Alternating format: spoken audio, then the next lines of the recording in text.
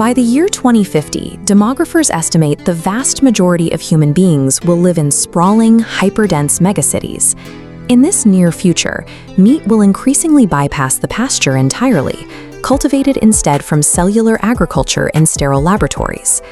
As society moves further away from the physical realities of agriculture, our relationship with animals is shifting. Traditional animal sacrifice is now facing intense scrutiny from modern animal rights activists and secular ethical movements. From this modern vantage point, the Islamic practice of Eid al-Adha, known as Qurbani, is often characterized as a relic of a brutal past. Critics argue that slaughtering millions of animals annually is out of step with a civilized, technologically advanced world. Yet the Quran states plainly that neither the meat nor the blood of these animals reaches God. The only thing that reaches God is the practitioner's internal piety, their taqwa.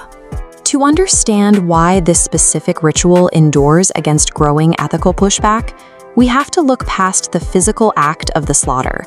We have to trace its purpose back to the first recorded moments of human worship. Islamic tradition records the first sacrifice happening between the two sons of Adam. Habil, a shepherd, selected the healthiest, most prized sheep from his flock. His brother, Qabil, offered a meager portion of his worst spoiled crops. Habil's offering was accepted, while Qabil's was rejected. The distinction had nothing to do with the physical items. Habil acted out of pure devotion, while Qabil viewed the command as a burden. Consumed by envy, Qabil committed the first human murder. Over subsequent centuries, human societies fractured into polytheism, and the nature of sacrifice warped. It became a transaction. Pagan cultures slaughtered animals, believing they could bribe their gods for rain, fertile crops, or military victories. Islam arrived centuries later to dismantle that transactional mindset.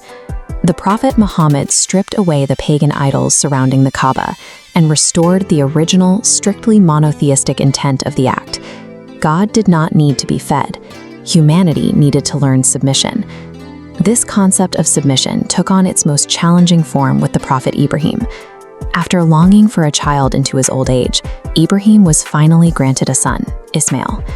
Then he received a divine command to sacrifice the very child he had waited a lifetime to hold. He did not hide the command from his son. When Ibrahim told Ismail about the vision, the young man consented completely. Both father and son submitted to the divine decree. They walked out into the desert, and Ibrahim drew the blade.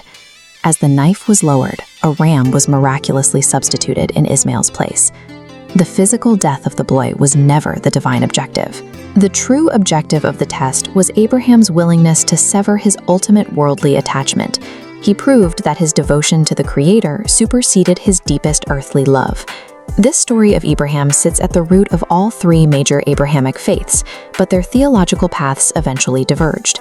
In ancient Judaism, sacrifice was highly institutionalized. Rituals were centralized in Jerusalem, specifically at the temple, led by high priests conducting communal offerings. This animated diagram shows Christian theology's vicarious atonement. A central figure absorbs humanity's burdens as the final sacrifice, ending the ritual. Islam rejects this entirely. No soul bears another's burden. Notice the pathways shift. Accountability is direct and strictly personal. Because no central figure can wipe away sins with blood, the Islamic Qurbani serves a completely different function. It is a perpetual, personal exercise in submission that every capable believer must undertake themselves. Following the migration to Medina, Prophet Muhammad took this individual exercise and expanded it into a community-wide system of social support. The first Eid al-Adha established a new social standard for how a community cares for its members.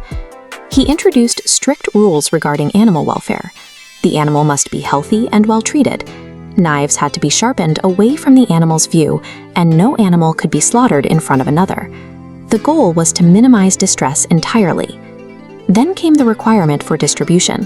The practitioner was instructed to keep only a portion for their immediate family. The majority was mandated for neighbors, relatives, and specifically the poor. A Qurbani lacking empathy for the animal or charity for the community misses the mandate entirely. It transforms a profound act of worship into a hollow display of wealth. Which brings us back to the laboratories of 2050. Cultivated meat solves a logistical and secular ethical problem. But it bypasses the spiritual utility of the ritual. Qurbani is an active, physical rebellion against modern materialism. In a world hyper-focused on accumulating wealth, convenience, and individual comfort, this ritual demands that you purchase something valuable and immediately give it away. It forces believers to confront their own mortality and the fragile illusion of ownership. The meat feeds the hungry, but the act of letting go recalibrates the human heart. When the knife is raised today, it is a strike against human arrogance. It is a timeless reminder that we own absolutely nothing, aligning the modern believer perfectly with Ibrahim's ancient devotion.